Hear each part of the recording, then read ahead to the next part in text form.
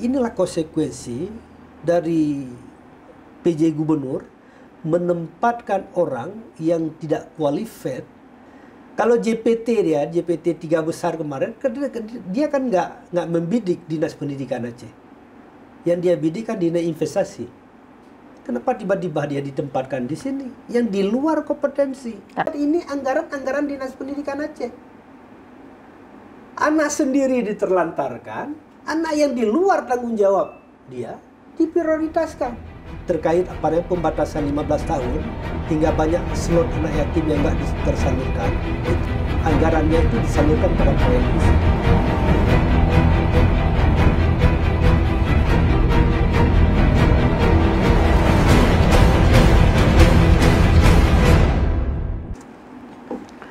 Assalamualaikum warahmatullahi wabarakatuh. Kembali lagi dengan saya Siti Aminah di channel PTM, tepatnya di episode ke-37 tahun kelima edisi Kamis 26 Desember 2024. Bagi rekan yang belum subscribe, silahkan subscribe dan kita masih menunggu komentar yang positif dan membangun pastinya. Baik rekan PTM, kita masih membahas isu tentang pendidikan di Provinsi Aceh dengan tema kita terkait penyaluran beasiswa anak yatim sebesar 124,5 miliar. Kadis Pendidikan Aceh langgar peraturan Gubernur nomor 20 tahun 2021. Bersama narasumber kita Dr. Samsuar DMA, beliau adalah pengamat pendidikan dan juga Ketua Lembaga Pemantau Pendidikan Aceh atau LP2A. Assalamualaikum Bang Samsuar. Waalaikumsalam warahmatullahi wabarakatuh. Apa kabarnya nih Bang? Sehat? Sehat. Bang, kayaknya walaupun Abang sehat, ini kayaknya tema kita nggak sehat. Iya. Terima kasih sudah hadir ke PTM. Kita masih berbincang sebenarnya tentang mengkritisi bagaimana ini kebijakan yang memang bertentangan dengan Pergub ya, dengan tema kita penyaluran beasiswa anak yatim. Coba nih, Abang jelaskan dulu bagaimana sebenarnya case-nya, seperti apa? Baik, terima kasih. Assalamualaikum warahmatullahi wabarakatuh. Waalaikumsalam. Kalau bicara tentang beasiswa anak yatim ini memang jelas bertentangan dengan Pergub. Saya bawa Pergubnya ini. Pergub nomor 20 tahun 2021. Di dalam Pergub itu tidak ada pembatasan beasiswa anak yatim, itu batasan umur 15 tahun ke bawah, nggak ada. Bukan hanya Pergub yang terbaru ini. Karena persoalan beasiswa anak yatim ini bukan program sekarang. Program yang pertama sekali dilahirkan oleh Gubernur Irwandi Yusuf tahun 2008. Tahun 2008 di dalam Pergub juga nggak ada pembatasan 15 tahun. Jadi seluruh anak yatim yang sekolah baik itu pada lembaga pendidikan formal, SD, itu sampai dengan SMA, SMK, itu dikasih semua untuk anak yatim. Nggak ada batasan 15 tahun. Dan itu tahun 2008, tahun pertama dianggarkan beasiswa yatim, itu telah mencapai anggarannya, itu ratusan miliar, 71 ribu lebih anak yatim yang disalurkan. Tapi sekarang kan sekedar 51 ribu orang. Kalau dulu tahun 2008 itu sudah mencapai 71 ribu lebih anak yatim yang disalurkan beasiswanya. Dengan anggaran yang sangat signifikan juga tentunya. Dengan anggaran yang sangat signifikan. Bahkan tahun 2009 itu mencapai 100 ribu anak yatim itu disalurkan beasiswanya. Artinya setiap ini kebijakan ataupun setiap gubernur berubah aturan atau memang karena minim anggaran atau seperti apa sehingga ya, ini berani. Kalau kita bicara minim anggaran nggak minim. Tahun 2024 ini masa Simartunis ini mencapai anggaran 2,8 triliun. Sebelumnya bahkan ada anggaran 2 triliun itu beasiswa anak yatim, nggak ada kendala, nggak ada pemotongan.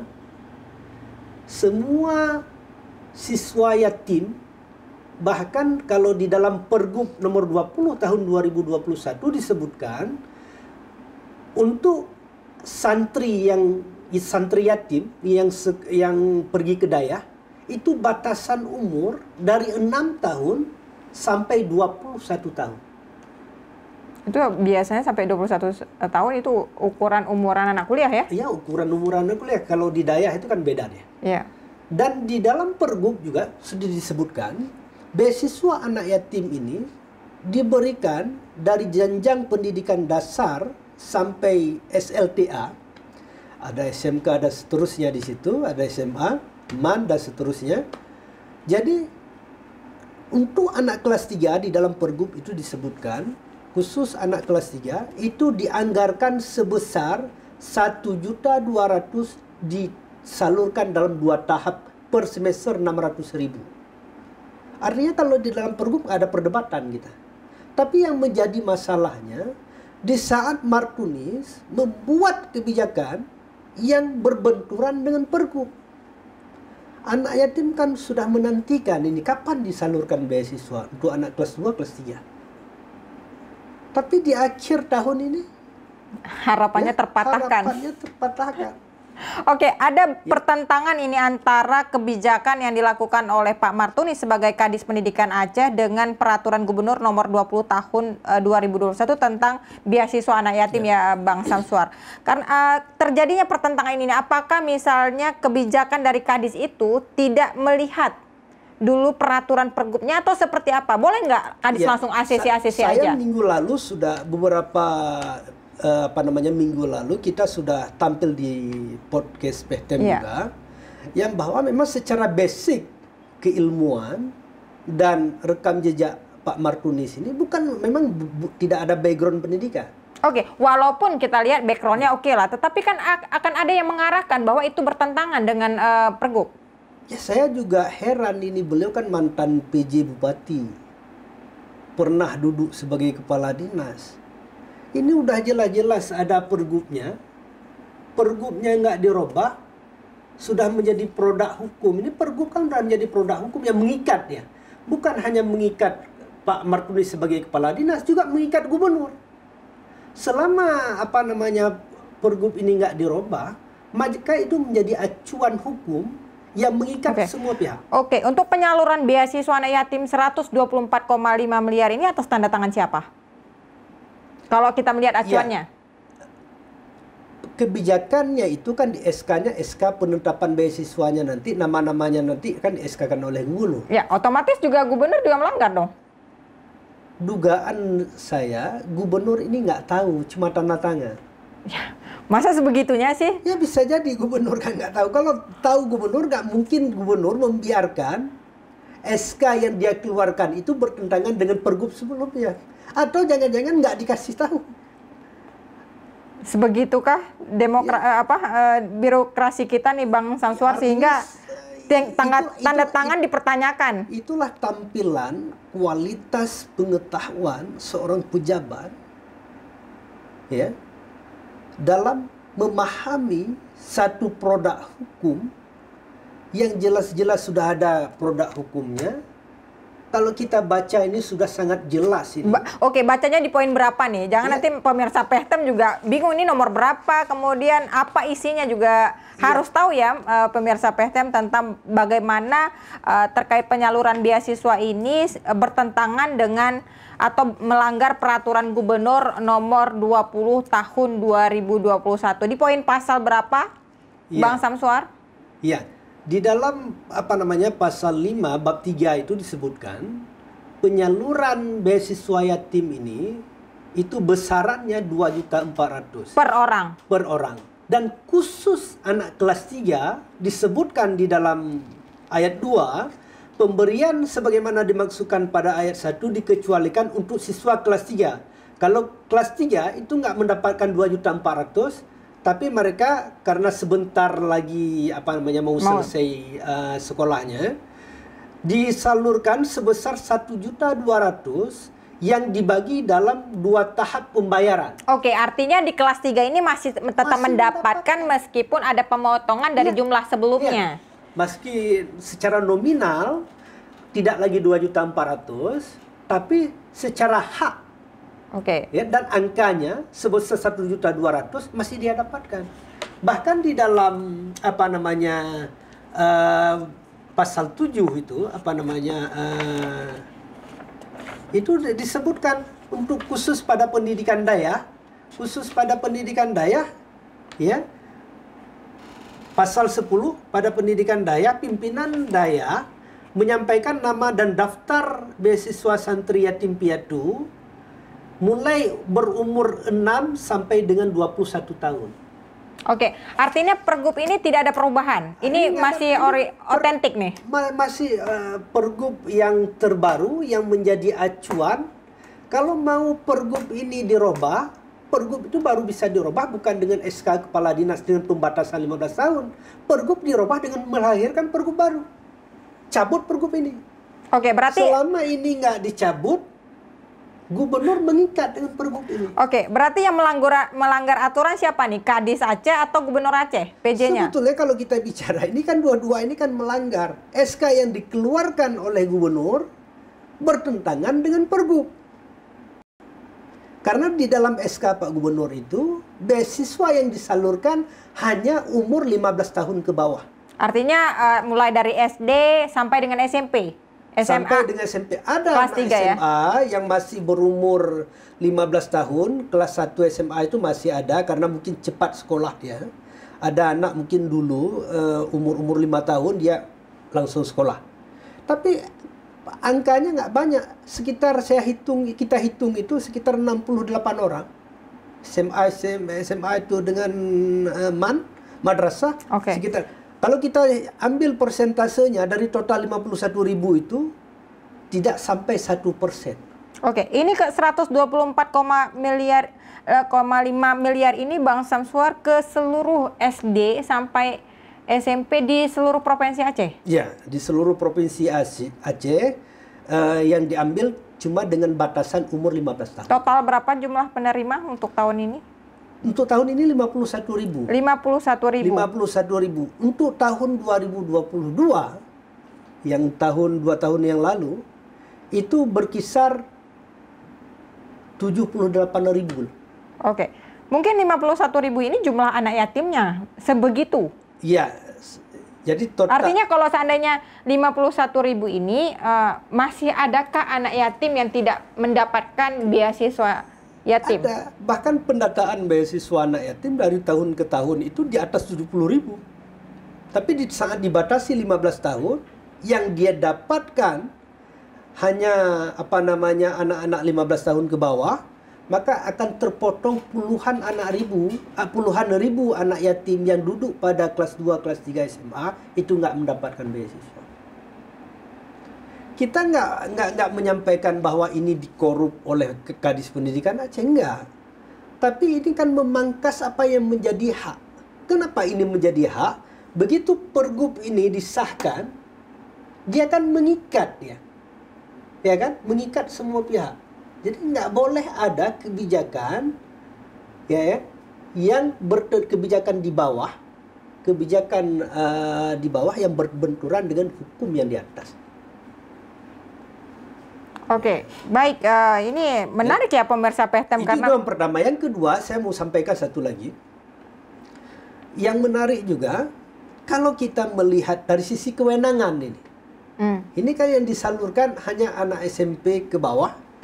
Ya kan, anak SMA tidak mendapatkan beasiswa yatim. Apa konsekuensinya? Di dalam undang-undang pemerintah daerah nomor 23 tahun 2014 itu telah dibagi kewenangan pengelolaan pendidikan di Aceh. Di seluruh Indonesia termasuk di Aceh. Jadi untuk kewenangan provinsi dia menangani pendidikan SMA, SMK dan pendidikan berkebutuhan khusus. Untuk kewenangan kabupaten kota, dia menangani pendidikan dasar mulai dari SD, PAUD, kemudian sampai SMP. Ini kan aneh. Apa yang menjadi kewenangan provinsi mengurusi pendidikan SMA, mengurusi pelajar SMA, diabaikan, nggak diberikan peluang beasiswa anak yatim, sedangkan ini anggaran dinas pendidikan Aceh. Anak sendiri diterlantarkan, anak yang di luar tanggung jawab dia diprioritaskan. Ini kan paradok. Sehingga akan menimbulkan satu kebijakan yang dinilai, ini kebijakan yang dinilai sangat diskriminatif. Kalau diberikan semua mungkin orang nggak jadi masalah. Karena di dalam pergub semua mendapatkan. Tapi kalau yang diberikan, yang dialokasikan dibatasi umur 15 tahun ke bawah, otomatis yang pelajar SMA, Oke. ya, itu apa yang menjadi kewenangan Pak Kadis ini nggak dilakukan. Oke, Bang Samsuardi, ini juga Anda sering mengkritik nih di Pehtem, tapi Anda sebagai pengamat pendidikan dan juga Ketua Lembaga Pemantau Pendidikan sudah mengkonfirmasi tidak kenapa alasannya Kadisdik Aceh membuat seperti itu yang bertentangan dengan Pergub? Ya, saya kalau komunikasi jumpa langsung dengan Pak Martunis nggak ada. Cuma yang saya WA, saya kasih tahu, mungkin ini kebijakan sudah dibuat oleh Kadis sebelumnya katanya. Oh, itu dikonfirmasi sama Kadisnya? Iya, dikonfirmasi. Dibalas sama Pak Martunis, seperti Tapi itu? kan kita kan orang lapangan itu kan nggak mau tahu lah teknis siapa yang buat kebijakannya. Kalaupun dibuat Kadis sebelumnya, kan masih ada masa anggaran perubahan. Kalau kebijakan Kadis sebelumnya berbenturan dengan Pergub, kan dia kan bisa menghadap Pak Gubernur ini bagaimana beasiswa yatim ini? Sudah menghadap, tapi untuk meng-ACC. Ya itulah, kita nggak tahu apakah udah menghadap nggak menghadap. Tapi kalau menghadap untuk meng-ACC ini kan, ya, artinya menandatangani penyaluran biaya. Menandatangani SK pembatasan 15 tahun. Tahu atau tidak, pura-pura tidak tahu atau seperti apa? Kesannya yang ditampilkan kepada masyarakat? Ya saya nggak tahu juga. Mungkin karena saya nggak konfirmasi sama Pak Gubernur, ya kan?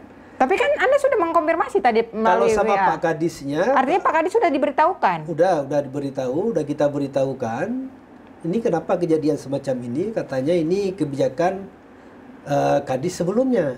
Tapi walaupun kebijakan Kadis sebelumnya kan ada masa anggaran perubahan, ya kan?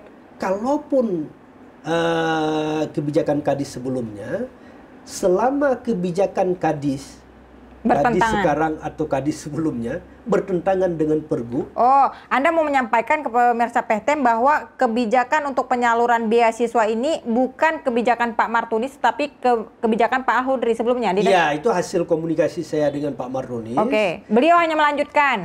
Beliau hanya melanjutkan. Tapi walaupun beliau melanjutkan, saya sampaikan, itu kan mendiskriminasi hak anak yatim.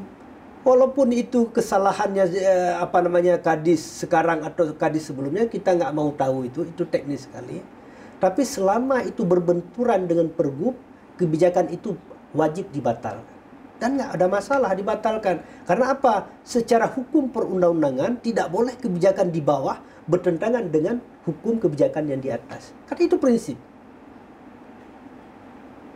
Oke, jadi pemirsa Pehtem, kita penasaran juga ya bagaimana sebenarnya alasan dari Pak Martunis sehingga beliau mau merealisasikan penyaluran beasiswa yang memang bertentangan dengan Pergub Aceh. Kita sebenarnya juga sebelumnya sudah sempat mengundang Pak Martunis ya melalui PLT beliau, tapi beliau belum bisa hadir ke Pehtem. Nah, untuk menjawab apapun terkait tentang pendidikan Aceh. Bang Samsuar, kita kembali ke tema kita ya tentang penyaluran beasiswa anak yatim. Kalau misalnya dilihat nih per tahun ya, artinya dari 2020 sampai sekarang itu jumlah anak yatim dari tingkat SD sampai SMA itu seperti apa nih, Bang? Dan itu butuh uluran tangan pemerintah. Iya, saya lihat kalau jumlah secara keseluruhan anak yatim kita nggak lakukan input data, tapi yang perlu kita catat banyak sekali laporan dari sekolah, dari guru, dari teman-teman di sekolah, itu yang mereka itu dari tahun ke tahun masih banyak yang tidak dapatkan. Mungkin kita nggak tahu bagaimana mekanisme penyaluran, apa sebabnya. Kalau keterbatasan anggaran minimalkan disampaikan. Atau ada kualifikasi misalnya anak yatim yang orang tuanya PNS atau seperti apa? Atau semua anak yatim mendapatkan hak yang sama walaupun statusnya berbeda? Ya itulah kita kenapa ini tidak disalurkan secara keseluruhan. Argumentasinya itu kita nggak tahu alasan pertimbangannya apa. Karena sebelum-sebelumnya saya sudah sampaikan tadi, 2009 aja itu sudah mencapai 1.000 anak yatim yang disalurkan. Oke. Kalau kita bicara anggaran, mungkin anggaran tahun 2024 2,8 triliun bukan anggaran yang kecil itu. Oke, mungkin Anda melihat bahwa dari sebelum-sebelumnya, misalnya dari dinas sebelumnya tidak ada memotong, gitu ya, tidak ada memangkas apapun alasannya. Kayaknya di Aceh lagi hit pangkas memangkas ya, mulai dari dinas sosial sampai ke dinas pendidikan. Tapi untuk apa sih yang dipangkas gitu? Apakah memang apakah tidak ada anggaran, nggak cukup, tapi Anda menjawab sudah cukup? Ya, kalau kita bilang nggak ada anggaran, banyak sekali anggaran-anggaran yang digunakan sekarang kan nggak tepat sasaran juga. Oke, jadi Anda menduga ini? Iya, kan nggak tepat sasaran berdasarkan kajian kami di Lembaga Pemantau Pendidikan Aceh. Jadi dugaannya apa? Iya, dugaannya kan banyak rehab, kantin sekolah kan ada, harusnya kan. Dugaan Anda terkait tentang pemangkasan beasiswa anak yatim ini apa? Dugaan saya terkait pembatasan 15 tahun hingga banyak slot anak yatim yang nggak tersalurkan, itu anggarannya itu disalurkan pada proyek fisik. Proyek fisik, ya menurut Anda belum urgensi? Nggak urgensi karena ini kan pokok. Kalau rehab gedung, bangun ruang baru, beli mobil dinas atau apapun, itu kan bisa dikesampingkan. Tapi kalau ini beasiswa anak yatim udah dipergubkan. Kalau udah dipergubkan, sudah secara aturan udah mendapatkan hak ya. Aturan itu sudah mengikat. Nggak boleh diabaikan. Ini harus dijadikan prioritas. Kalau yang lain bisa dikesampingkan. Misalnya ada pelatihan yang nggak relevan misalnya. Anggarannya ya digeser. Karena harus lebih diprioritas ini karena ini udah ada payung hukumnya. Kecuali nggak ada pergubnya. Jadi Anda mau mengkritik Kadis saja atau memang PJ Gubernur juga? Ya PJ Gubernur. PJ Gubernur kenapa kita juga ikut kritik PJ Gubernur? Karena kan inilah konsekuensi dari PJ Gubernur menempatkan orang yang tidak qualified, ya, tidak qualified keahliannya pada penguasaan bidang. Orang kalau kita lihat Pak Martunis itu, Pak Martunis kan kalau GPT 3 besar kemarin, dia kan nggak membidik Dinas Pendidikan Aceh. Yang dia bidik kan Dinas Investasi. Kenapa tiba-tiba dia ditempatkan di sini? Yang di luar kompetensi. Karena yang investasinya udah ada jatah orangnya mungkin. Mungkin. Dan ini yang kita sampaikan, inilah yang sangat merugikan kita. Ya, seharusnya di pendidikan itu tidak boleh ditaruh sembarang orang. Ya, ini kita lihat ini Bu Siti. PLT Kabid SMA. Kabid SMA yang sekarang PLT itu dari pengawas. Dari pengawas sekolah tiba-tiba diangkat menjadi PLT Kabid SMA. Itu loncat jauh dia. Padahal dia udah PLT udah pengawas sekolah, udah PLT Kepala SMA 2. Seolah-olah nggak ada stok orang lain di Dinas Pendidikan Aceh. Dia juga yang ditempatkan sebagai PLT Kabid SMA. Kan jauh. Harusnya PLT Kabid SMA itu kan jatahnya itu jatah Kacabdin. Untuk dipromosi secara aturan ya? Ya, secara aturan. Ini kan dari bawah. Ya kan? Dari pengawas tiba-tiba yang dulu dia hormat sama atasannya Kacabdin yang ada di Banda Aceh atau Aceh Besar misalnya, tapi sekarang udah menjadi bos Kacabdin. Sekarang jabatannya terlalu dipaksa. Itu namanya rezeki Bang Samsuar. Ya. Artinya apa? Rezeki pejabat ya naik pangkat. Artinya Bu Siti ya kalau diundang ke sini ya kan nggak berani datang. Oh ya kan? Gitu. Oh itu alasannya nggak berani datang ke PHTM. Ya, kayaknya nggak berani datang ke PHTM. Harusnya kan dia duduk, dia mengclearkan ini. Kita juga kita nggak mau menuduh-nuduh. Kan kalau Bu Siti tanya kepada kita, kenapa, kemana anggaran ini dibawa? Mungkin dia bisa jawab. PLT-nya bisa jawab ya? PLT-nya kan bisa jawab. Tapi kalau kita kan menduga nih, kemana anggaran beasiswa anak yatim di saat dibatasi umur 15 tahun ke bawah, anak SMA puluhan ribu nggak mendapatkan? Apakah digeser pada proyek fisik? Atau kemana anggaran digeser? Kita kan cuma asumsi. Kalau dia kan pelaku.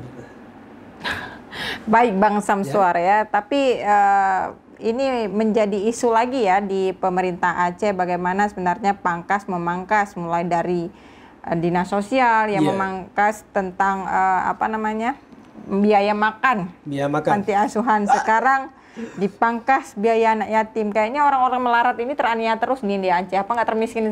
Apa memang pola mindset kita atau petinggi kita itu sasarannya orang ya bisa jadi lemah ke bawah nih Bang Samsuar.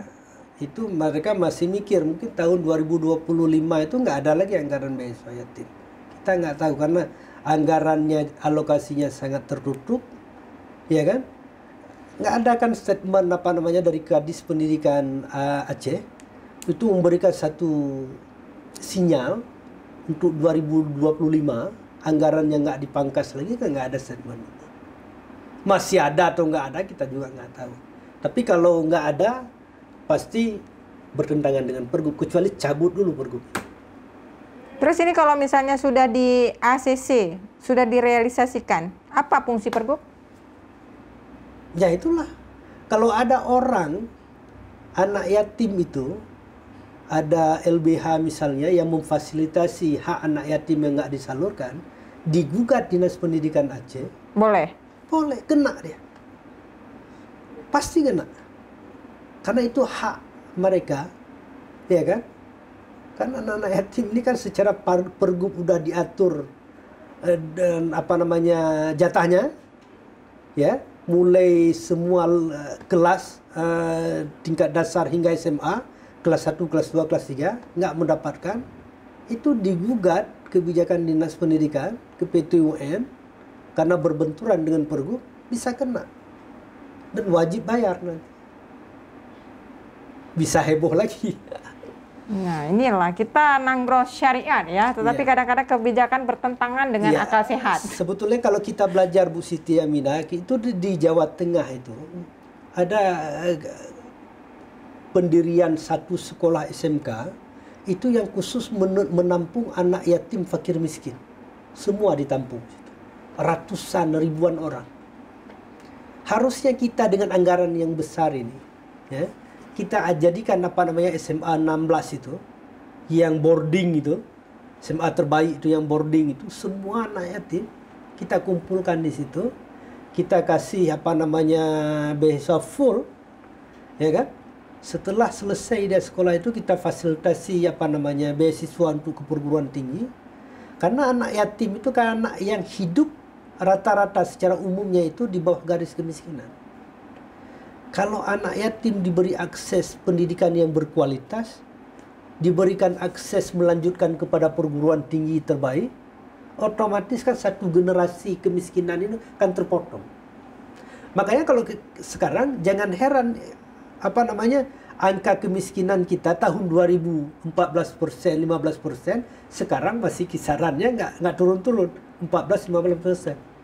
Karena kenapa? Ya mungkin karena pejabatnya tidak serius cara bagaimana menurunkan angka kemiskinan. Padahal kalau anak beasiswa anak yatim ini betul-betul digarap, ya kan, kita kasih privilege khusus, sekolah khusus, kita tampung semua.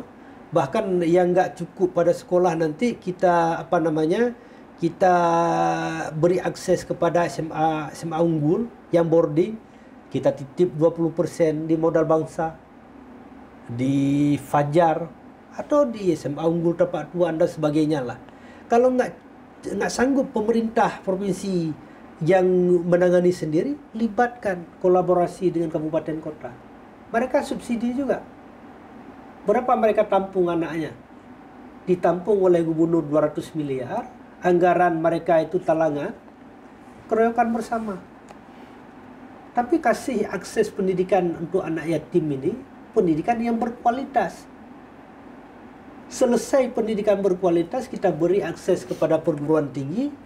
Otomatis kalau udah perguruan tinggi dia, jurusan yang dia ambil itu lebih berkualitas, saya yakin itu akan dia hidup, pasti ke depannya nggak akan berada di garis kemiskinan.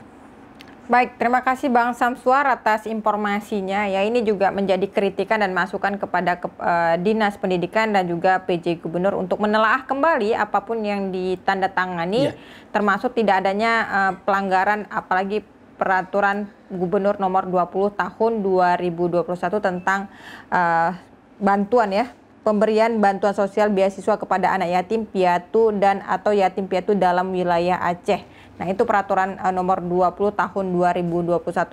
Baik Bang Samsuar, mungkin ada yang mau disampaikan kepada pemirsa PEHTEM yang ada di rumah, khusus anak-anak yatim mungkin yang nggak dapat beasiswanya, kemudian kepada Kepala Dinas Pendidikan dan PJ Gubernur. Silahkan. Ya, baik. Jadi kita selaku pemerhati isu pendidikan, kita berharap kita nggak ada kebencian apapun dengan Kadis Pendidikan Aceh. Nggak ada secara personal, kita nggak ada. Kita mengkritik dalam kapasitas dia sebagai pejabat publik. Ya, sebagai pejabat publik, andai kata ada kebijakan dia yang bertentangan ya secara aturan main, wajib kita ingatkan, ya kan? Dan kita juga menyampaikan kepada siswa-siswi dari keluarga yang statusnya yatim piatu, berharap mudah-mudahan ke depan dengan adanya podcast ini, diskusi ini, ada satu kesadaran kolektif dari pemerintah Aceh agar beasiswa ini tidak mendiskriminasi sebagian kelompok ya, tapi disalurkanlah sesuai dengan pergub. Andai kata memungkinkan ya, dibuat sekolah seperti saya sampaikan tadi, sekolah khusus yang menampung ini, sekolah terbaik yang berkualitas, hingga ke depan anak-anak yatim ini memperoleh pendidikan yang berkualitas dan hidup lebih sejahtera ke depan. Oke, baik, terima kasih Bang Samsuardi, baik pemirsa PEHTEM ataupun Kepala Dinas Pendidikan dan juga PJ Gubernur, mungkin ini sebagai evaluasi untuk Dinas Pendidikan ya, agar bisa merealisasikan anggaran untuk beasiswa anak yatim sesuai dengan Peraturan Gubernur Nomor 20 Tahun 2021. Baik, tonton terus podcast kita di setiap hari Senin dan Kamis pukul 10 pagi, dan jangan lupa tekan lonceng untuk mendapatkan informasi terbaru. Like and subscribe juga. Saya Siti Aminah mohon undur diri. Assalamualaikum warahmatullahi wabarakatuh.